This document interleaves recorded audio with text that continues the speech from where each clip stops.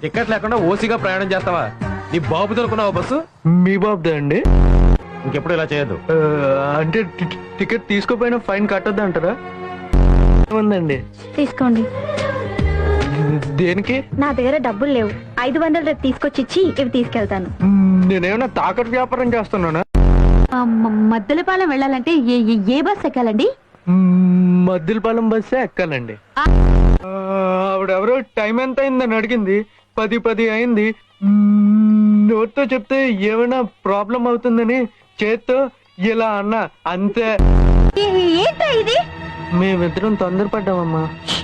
పెళ్లి చేసుకుందాం అనాలి. ఓ, నాకు చెప్పకుండా పెళ్లి చేసుకోవడానికి నువ్వు నాకు చెప్పావా? చిన్నప్పుడే మీ బాబు తస్తే ఎలకల మంది ఎట్టి నువ్వే చంపేసావా? నిన్ను మదర్ వరుసలో పెంచితే మదర్ వరిసా కాదు, మా మదర్ టెరీసా. వసే మర్యాదగా నా కొడుకుని వదిలేయి. తను వదిలినా నేను వదలను. వదలకపోతే నిన్ను ఇంట్లో గెంటేస్తాను. నేనే వెళ్ళిపోతాను.